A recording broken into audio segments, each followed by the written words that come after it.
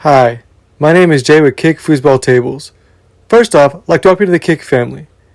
Today I'll be showing you how to properly set up and assemble your Kick Glory 48-inch foosball table. I hope this instructional video is helpful. With no further delay, let's go ahead and get started. The first thing you want to do is open your box and take a look at your contents. Then, you lay each piece out onto your floor individually.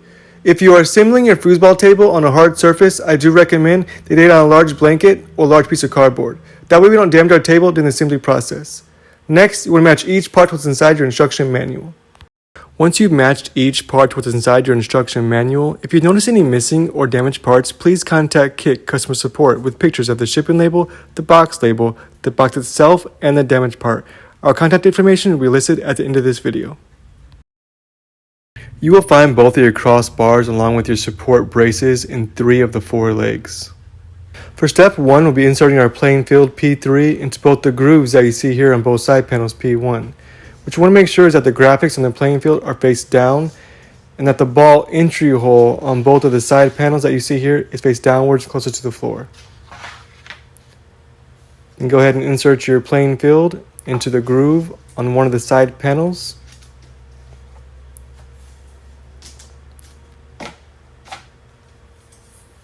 Turn the assembly face down and insert into the other groove.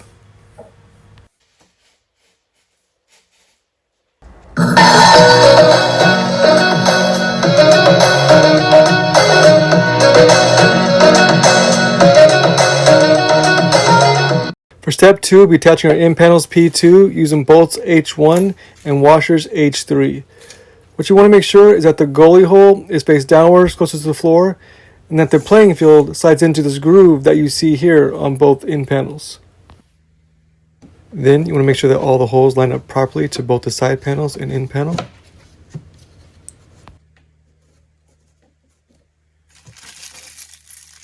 We'll be securing our end panel to the 2 bottom holes that you see here on your side panel. You also want to make sure that the side panel is flush with the end panel on both sides. Then go ahead and secure it with the Allen wrench that was provided.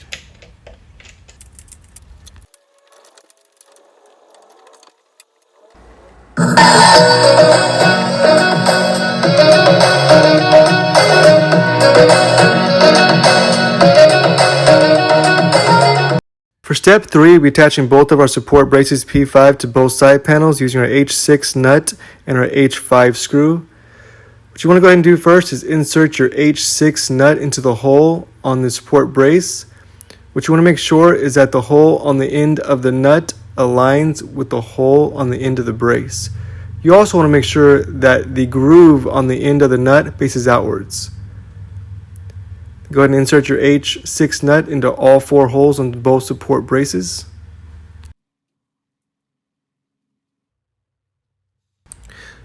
You will notice that there are 2 holes on both sides of your side panel.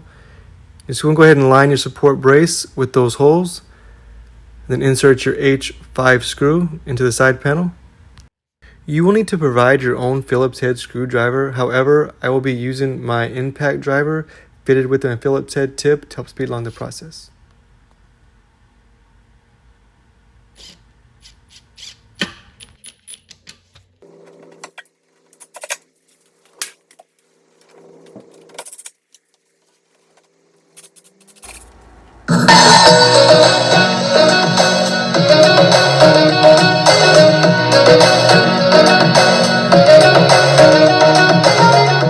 For step 4, we'll be attaching each leg P4 along with our crossbar P10 using our bolts H2 and our washers H3.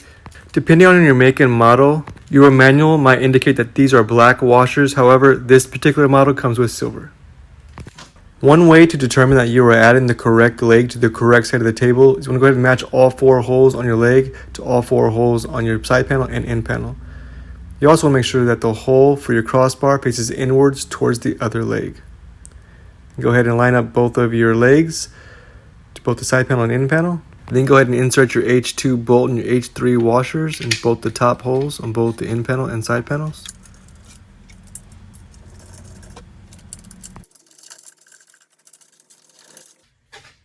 Then you want to secure with the Allen wrench that was provided.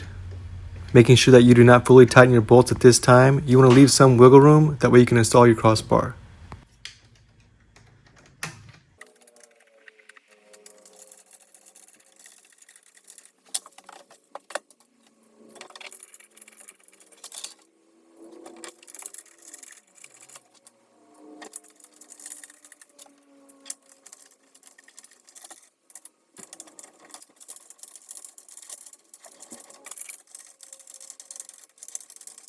Next, you want to insert your crossbar in between both of your legs. Once your crossbar is in place, you can go ahead and fully tighten your bolts.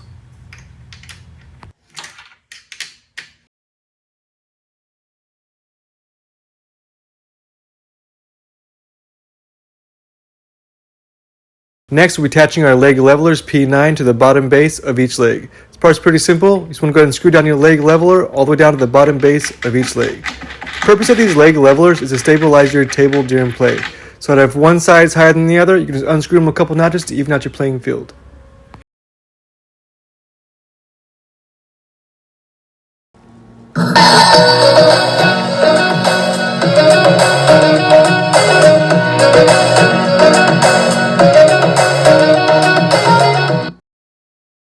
Before we move on to step 5 and insert all of our player rods and attach each player to each rod, I want you to carefully review the diagram that I've attached in this next clip prior to inserting your rods. What you want to make sure is that there's a hole on the correct side of the table where the handles will later go.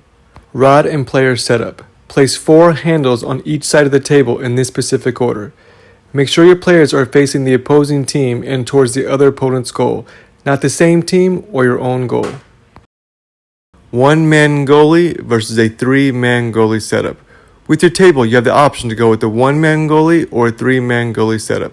Most beginners prefer the 3-man goalie setup because there's more defense around the goal, making it harder to score and giving their user more control over the field. Some others prefer a more fast-paced 1-man goalie setup.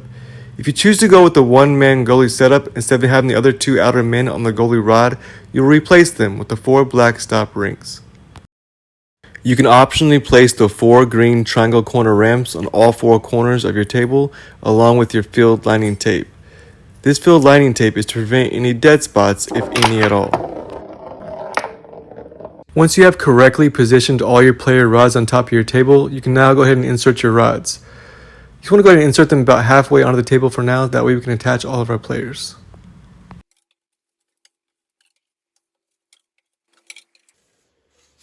We'll be attaching our players using our C6 bolt and our C7 nuts.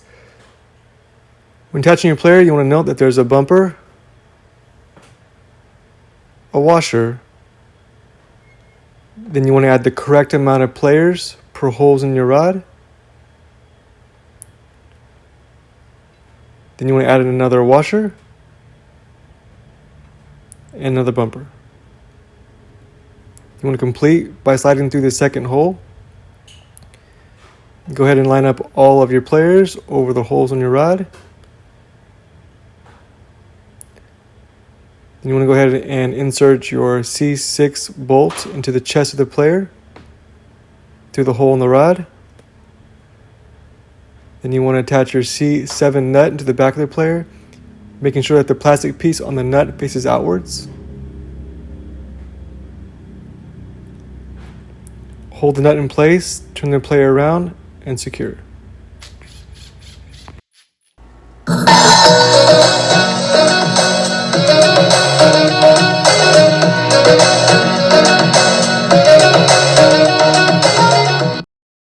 For step 6, we're attaching our handles P6 to the other end of our rod using screws H7. Now you might have noticed these little plastic pieces located in your box. You'll need to insert these first prior to attaching your handles. So I'm going to go ahead and line up the hole on the plastic piece of the hole on the handle. Now you might need to use a rubber mallet to knock it into place, as sometimes they can be a little bit tight fitting.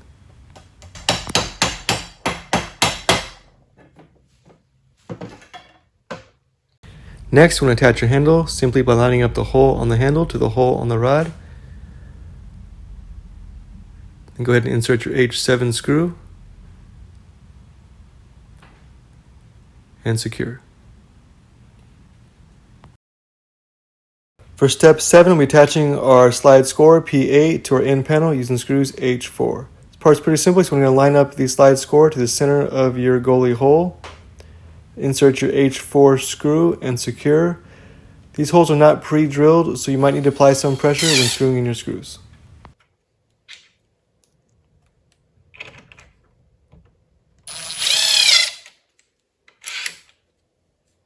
Congratulations! We are finally done assembling your Kick Glory 48-inch foosball table. You are now free to enjoy your table with your friends and family.